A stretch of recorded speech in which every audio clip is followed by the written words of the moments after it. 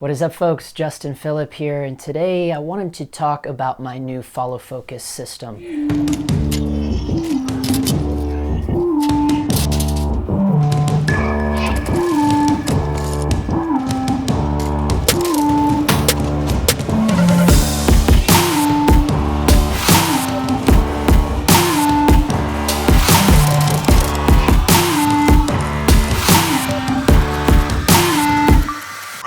So this is my old follow focus. This is the one I used to have. You guys probably saw my review of this, the Say No to Autofocus video I put out a few months back. The Fotga DP3000. Now this thing has some cool features. Main reasons why I bought it was the AB hard stops and the quick release system. The downside of this thing is it's kind of rickety. It's all plastic and maybe a little bit of aluminum, but primarily plastic. Not a whole lot of heavy duty parts on this, and that's good for weight, I guess, and this is a really good kind of starter follow focus, I would say, but I outgrew it very quickly. I did work on 2 feature films. Now, a lot of you guys already know this, that I am like at the bottom tier of like mid-level cinematographers, I would say. Most of the jobs I work on are under like 250 grand in terms of budgets, even feature films. So not a whole lot of money going on the jobs that I work on. But at the same time, I was a little embarrassed of the last feature that I worked on when, you know, every day my AC was building my rig and he's, you know, having to build with this thing. And it was just a little embarrassing because it's so plasticky.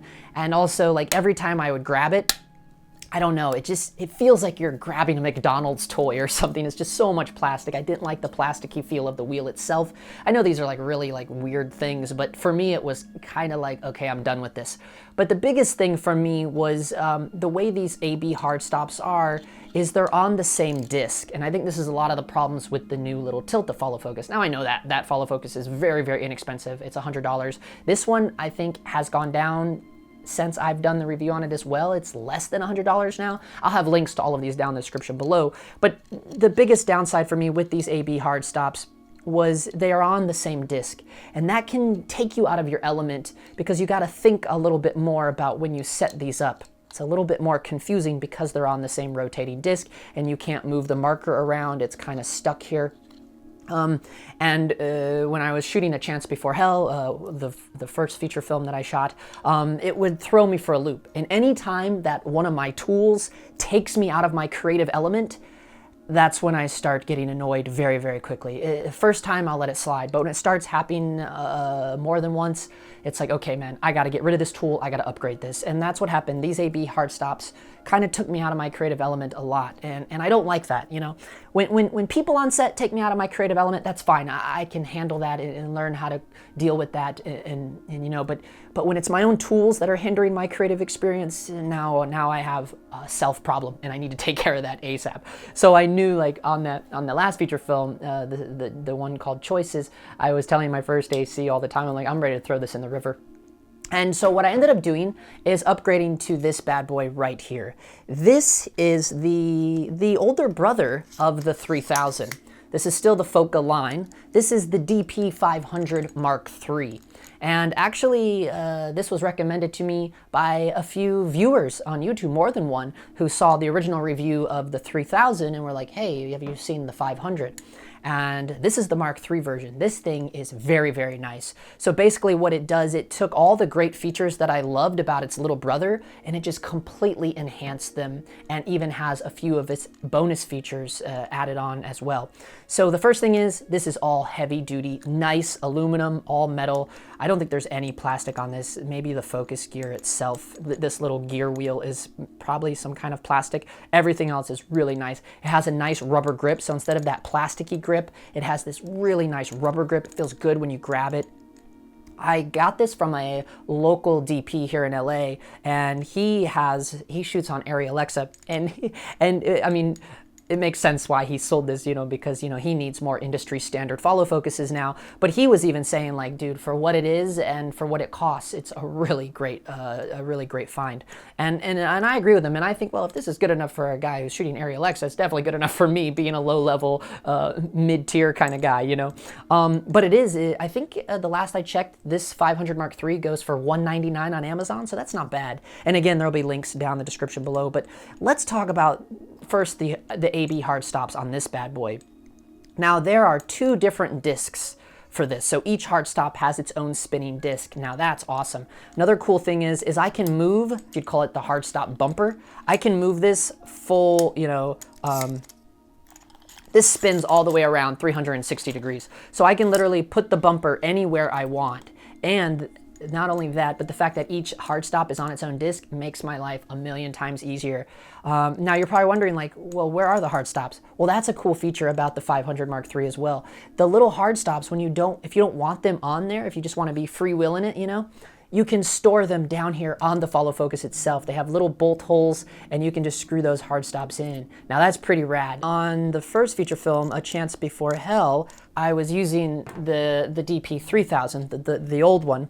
These little hard stops actually fell out one night when we were shooting. We were shooting on location in the interior of a house, and it had shag rug. And these little hard stops fell out when I was trying to set them, and they fell into the shag rug. And that was like my first red flag. I looked at Tristan, he's like my AC/grip, and I was like, dude, what the, you know what I mean? Then we had to like search around for the hard stops because they were in the shag carpet. But so what's nice about this is we don't have to deal with that. You know, you can take these off, put them in their own little home down here. It's great. You're not going to lose them. That's pretty rad. But here you'll see what I'm talking about when they're on their own disc. It's so much easier to set these. Boom, I know I'm going there. Okay, you come up here, you slide this up, boom. And now you're good to go. See how fast I did that? Whereas this one, it takes a little bit more effort and thinking. It, you know, it's not rocket science, I know, but if it takes you out of, you know, when I'm on set, I'm already doing like 4 or 5 jobs all by myself, right? So the minute I have to go, wait, what? And then I have to mess with this thing and go, okay, where's the mark? Okay. It's like, no, dude, no, I can't do that. I need to be focusing on the frame, the composition, the lighting at all times. I can't have a follow focus take me out of my element, right? So with this, it's just boom, boom, it's simple. And I really think it's because each hard stop is on its own spinning disc. And the fact that I can set the bumper anywhere I want makes my life a million times easier. Another cool thing is this 3000 is cool because you can swap the focus gear wheel itself on the front or back to front, and that, you know, makes you build a better rig. Now, the 500 Mark III has that as well, but it takes it a step further. I don't need a tool to swap it out. This thing you can just undo with your hand right here, and this is aluminum, so you can unscrew that. You got to have this the right way, obviously, because then that goes down inside of there. Then this goes on here, and then you just screw this, and then you screw that in, and now we're on the back side. Okay, so that's really rad. And we still have the really nice quick release system, except now it's all aluminum and metal, whereas the bottom part of the quick release on the 3000 is plastic. So now you just throw this on here, snap it down in there. Now we're on our quick release. We can slide this down, and we line this up here, and away we go. We have a really cool little follow focus here. Again, I love the rubber of it. Oh, and then one more last bonus feature of this bad boy. It comes with a nice heavy duty metal speed crank. So you can pop this in here, and now you can really whip and roll if you need to. And that's kind of nice too, it throws that in there. I like really, really love this thing. And now there's, but wait, there's more. There's one more last little thing. You can even control the dampening of your follow focus.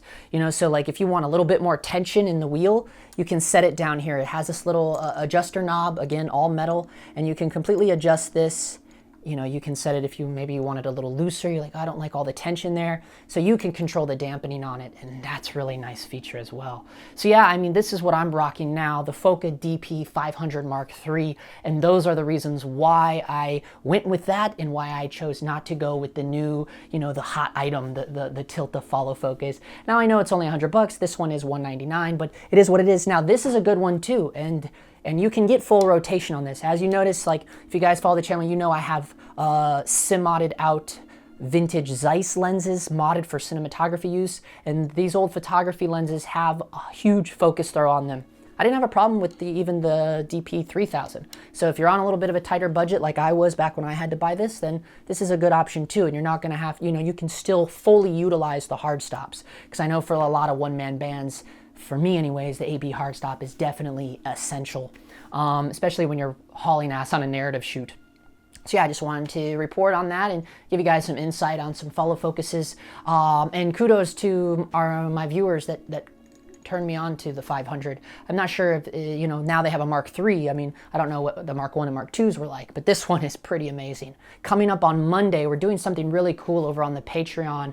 I am showing how I create custom LUTs for narrative jobs that I get hired to do, because I'm gearing up for this really exciting short film I got hired to be the DP on, and I've been doing a lot of lighting tests and filtration tests, and I'm basically just showing on the Patreon, walking you through not only the lighting and filter tests, but then we're diving into DaVinci and showing how I create a custom LUT for when I go on to set and monitor with those LUTs. Like, you know, I'm kind of, you know, showing how they do it on higher end Hollywood, quote unquote Hollywood jobs. That is kind of what they do. You know, the cinematographer works closely with the DIT and they create LUTs, a specific LUT for each particular job, and that's kind of what I'm doing for this short film, because it's very stylistic and a very kind of mode that we're going for. So if you're interested in that, I'll put a link to the Patreon down in the description below, patreon.com/JustinPhillip, and you know, I make it super super approachable. You know, you can pay as low or as high as you want, and that's kind of a way, like if you're looking for a way to support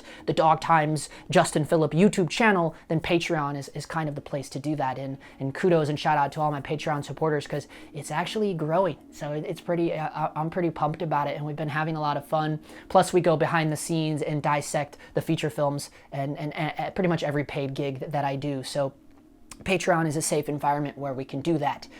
So yeah. So with that being said, yeah, thank you so much for watching this far. Check out the follow focuses, check out the Patreon if you get a chance, and if not, we'll see you in the next one. That's a wrap.